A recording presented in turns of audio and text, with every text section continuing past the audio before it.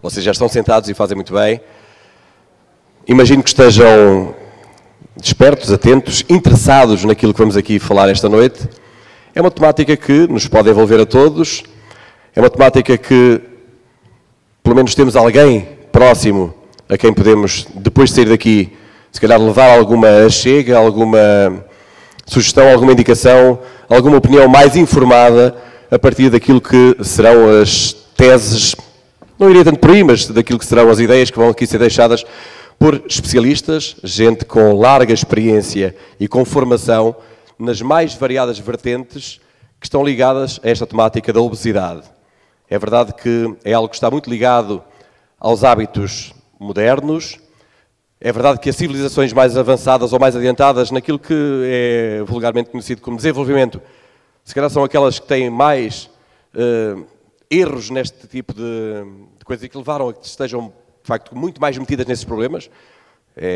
Nos Estados Unidos da América, se calhar, na Alemanha, que conhecemos problemas de obesidade mais conhecidos, a partir da vida sedentária que todos levamos, a partir do tipo de alimentação que, de facto, ingerimos, o fast food está por aí em todo lado, é globalizado nesta altura. A verdade é que temos aqui especialistas que, em cada um na sua área, nos podem ajudar a compreender melhor tudo isto e depois podem também ajudar a responder às vossas questões que cada um pode ter já ou serem-lhe suscitadas durante esta conversa. Vai ser em ambiente de tertúlia, uma coisa muito informal. Não há aqui apresentações formais, aqueles PowerPoints que agora se vê nos congressos, nos colóquios. Vamos fazer aqui uma coisa em ambiente de tertúlia, apesar desta sala ser assim um bocadinho formal, mas a verdade é que já viram que a sala que aqui temos, este palco está feito de forma a que nos sintamos em casa, em conversa uns com os outros.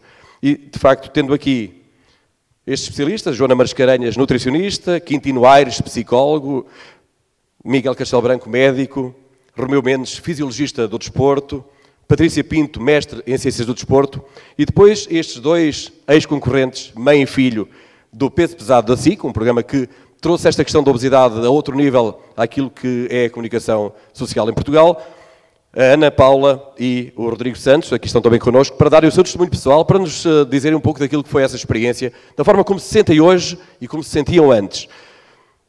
Não peço um aplauso para nenhum em particular, peço para todos e para vocês também.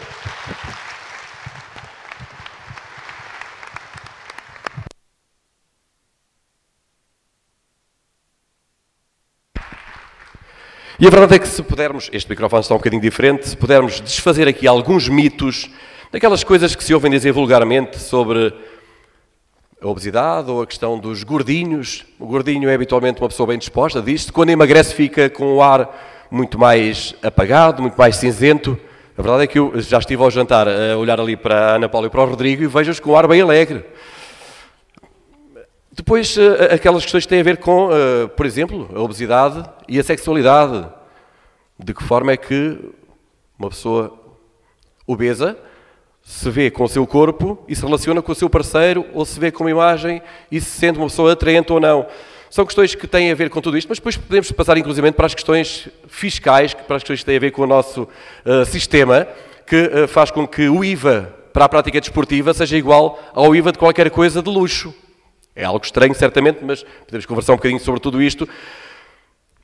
Diabetes ligado à obesidade, enfim, tanta coisa que podemos aqui falar ao longo de todo este tempo. Eu era capaz de começar por aquele que está mais habituado a estas coisas, que certamente nos vai já aqui abrir horizontes para tudo isto, porque, de facto, eu não tenho dúvidas que as questões que têm a ver com o nosso corpo metem-se muito com a nossa cuca, com a mente.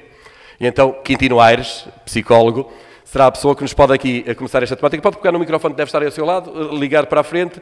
E, Dr. Quintino Aires, esta questão da obesidade, imagino também entra pelo seu consultório. Claro, exatamente. Não, parece um consultório, mas antes de mais eu queria dizer boa noite a todos. Queria dizer que é com muita alegria que eu estou aqui na Covilhã, até porque a Covilhã tem uma história associada à minha vida. E é uma história que tem a ver também com a conversa que temos aqui hoje. Como alguns saberão, eu apresento-me sempre como Quintino, mas o meu primeiro nome não é Quintino, eu sou Joaquim Maria. Eu só me apresento como Quintino desde 88, quando o meu avô Quintino faleceu, em homenagem a ele. E a história mais bonita que se conta do meu avô, nós éramos de Nisa, ele trabalhava conduzindo uma caminhonete entre Nisa e Covilhã. E ele tinha um problema, é que ele não conseguia vir com a caminhonete à Covilhã sem trazer os 3 filhos na caminhonete. E, portanto, passava o tempo a fazer a viagem, porque a minha avó não queria que os trouxesse a todos, mas depois voltava atrás para os trazer. Portanto, Nisa é onde eu nasci, Covilhã é uma história que na minha vida, e é um homem que tenho um carinho muito grande e um respeito muito grande, é uma história de afeto. E por isso queria dizer que também que é com muita alegria, e eu hoje queria lembrar-me muito do meu avô também, que foi um exemplo de afeto, e é exatamente por isso que eu me apresento como Quintino, é exatamente por causa do meu avô Quintino. E esta história aqui, que falamos hoje, é uma história de afeto. Não é? O nosso corpo, e estava a colocar a questão, se nos consultórios aparece muito a questão do corpo, porque aparece a questão da relação, e o nosso corpo é o que primeiro temos para oferecer de relação um ao outro. Eu sou da psicologia, e hoje na psicologia nós pensamos que a nossa mente não é mais do que o cérebro transformado pela relação. O cérebro transformado pela relação, primeiro a relação emocional com a nossa mãe, o primeiro afeto que vamos experimentar, depois com os nossos amigos, e a partir dos 9 anos, durante toda a adolescência, numa outra relação de amizade, numa relação emocional que é a amizade, e depois quando já somos adultos, numa outra relação emocional que é a relação de amor. E aqui é que as coisas se atrapalham todas muito, porque não há coisa mais difícil para nós, não há coisa que nos custe mais a descobrir como é que se faz do que exatamente o amor. Não é? Aliás, há uma história do antropólogo que vai ao Polo Norte e diz a um esquimó, pergunta a um esquimó porque é que todas as cantigas, todas as músicas dos esquimós são sempre sobre o peixe. E esse esquimó, a quem ele perguntava, responde-lhe, bom, nós estamos sempre a falar de peixe nas nossas músicas, nos nossos poemas, porque aquilo que andamos sempre à procura e que nunca encontramos o suficiente para nós é o peixe, lá nos esquimós. E responde ainda, e continua ainda ao esquimó, parece que lá embaixo aquilo que andam sempre a cantar e andam sempre a escrever é o amor. Como se o esquimó dissesse ao antropólogo cá do Sul, ou daqui da nossa região, que aquilo que nós todos andamos à procura é o afeto, é a emoção, é o amor. E de facto, ainda hoje no consultório no Porto, uma doente me perguntava, surpreendida, mas é preciso aprender a amar? Dizem, claro que é preciso aprender a amar. É preciso aprender a amar, é preciso aprender a fazer sexo, é preciso aprender a partilhar afetos, porque de facto todas essas coisas que precisamos tanto e que nos dão tanto, não são inatas em nós. E como é preciso aprendê-las, e como ninguém nos ensina isso, ensinam-nos a fazer contas de multiplicar, contas de dividir, contas de raízes quadradas e por aí fora e gramática, mas sobre afeto, sobre emoções, sobre sexo, ensinam-nos muito pouco. Porquê é que eu estou a levar para aqui a conversa? Porque é aqui que eu penso que está o núcleo do nosso problema, da maneira como gerimos e como controlamos o nosso corpo. É evidente que os médicos vão alertar-nos para uma questão importante. Se o nosso corpo não tiver o peso e todo o equilíbrio, naturalmente vão começar a surgir problemas graves de saúde que vão exigir os cuidados da medicina, mas aquilo que nós na psicologia vamos entendendo nesta questão do engordar e do desengordar, vou chamar assim, tem muito a ver com a nossa arte, ou a arte de partilharmos afetos, de partilharmos emoções. Tocou há bocado da questão das sociedades desenvolvidas e dos Estados Unidos. Eu penso que os Estados Unidos têm uma razão para o excesso de peso diferente daquela que nós temos em Portugal. Quer nos Estados Unidos, quer para nós, a questão do excesso de peso tem a ver com a dificuldade em partilhar afetos.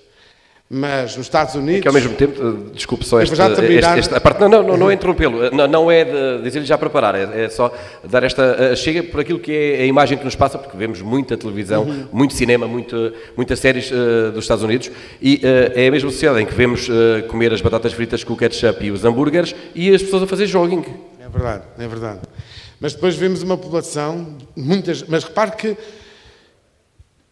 podemos ver os dois grupos, quer dizer, quem faz jogging se calhar também come as batatas, mas nós vemos ou uns ou outros, não é?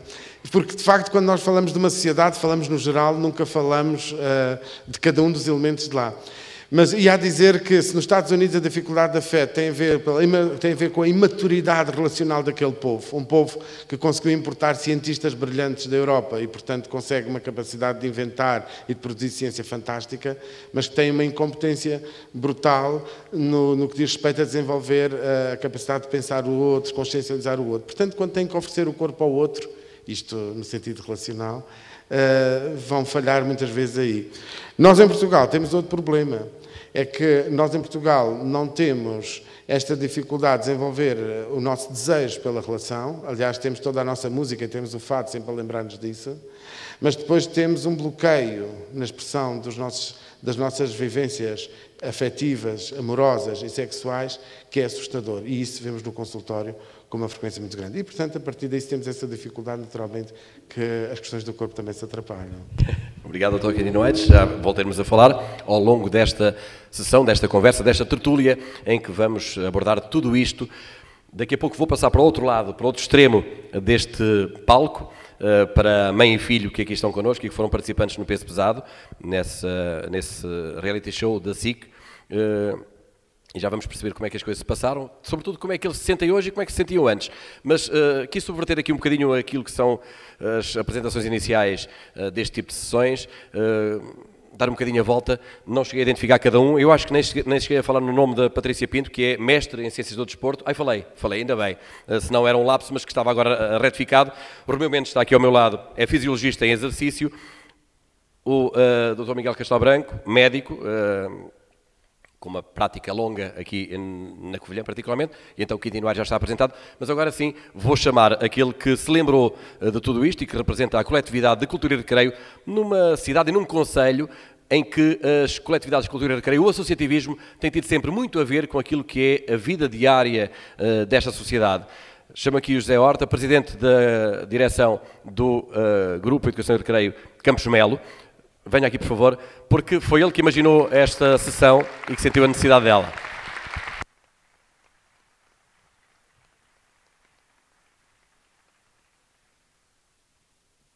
Vou passar este microfone mesmo ao José Horta, para ele Aí fica aí muito bem, sem dúvida. Então, José Horta, em boa hora certamente se lembraram desta sessão, diga lá, de sua justiça. Antes de responder à sua pergunta, permita-me só que dei alguns agradecimentos.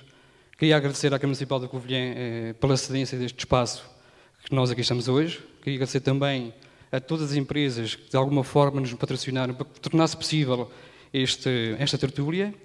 Queria agradecer também a este painel de excelência, não é? E queria agradecer e também cumprimentar a todos vós que se deslocaram aqui a esta sala para debatermos um problema que de facto afeta cada vez mais a sociedade portuguesa. E como é um problema social, o Campos Melo não podia de forma alguma ficar indiferente. Aliás, a nossa própria história é refletiva um pouco nisso. E nós achámos, direção, que não podíamos ficar, ou aliás, não podíamos divorciar-nos do nosso próprio passado. O Campos Melo nasceu em 1941 com uma preocupação e uma responsabilidade adjacente a ela. Teve na sua origem a vontade do bairro onde ele residia, os operários de têxteis, tiveram necessidade realmente de construir uma casa onde eles pudessem elevar ao mais alto nível o conceito de socialização. Foi um espaço criado para isso, era lá que eles jogavam às cartas, era lá que eles eventualmente explanavam todas as suas potencialidades a nível do teatro, a nível dos cantares, a nível do desporto inclusive. E o Campos Melo também tem outras particularidades que eu gostaria de partilhar com vocês, também aqueles que não conhecem a história do Campos Melo. Era no Campos Melo também que pela primeira vez se via televisão. Tem essa componente social também. E é também no Campos Melo que serviu o primeiro posto de telefone público. Muita gente na altura não tinha acesso tão fácil aos telefones, nem às televisões, e o Campos Melo tinha essa particularidade. E era também no Campos Melo que muitos dos habitantes daquele bairro encontravam também um espaço com condições à altura de higiene, onde pudessem tomar banho. Eu próprio, durante muitos anos, tive o orgulho e o prazer de dizer que tomei muitas vezes banho no Campos Melo, tal como eu, imensa gente daquele bairro municipal. Mas há uma coisa que eu gostava desta história do Campos Melo, gostava de partilhar com vocês, que eu acho que tem um pouco a ver com aquilo que nós estamos aqui a viver. E gostaria de destacar esta fase da vida do Campos Melo. Como vocês sabem todos, houve uma expansão, houve um boom de imigração nos finais dos anos 60, 70, em que, maioritariamente, os portugueses viajaram para a França à procura de nova qualidade de vida, de novas oportunidades. E já nessa altura, e nos anos 60, vejam bem, qual é que era a visão dos responsáveis do Campos Melo, já nessa altura se fez um curso intensivo de linguagem francesa, para que de facto os sócios do Campos Melo pudessem ir para o estrangeiro da melhor forma preparados, para que de facto não esbatessem lá com problemas linguísticos. Portanto, podem ver aquilo que realmente a importância que o Campos Melo teve na altura e aquilo que nós temos tentado fazer ao longo destes 2 anos enquanto direção. Isto já é o 4º colóquio que nós fazemos. Eu chamo-o colóquio porque de facto tem um ar mais pesado e gosto que as coisas sejam assim, porque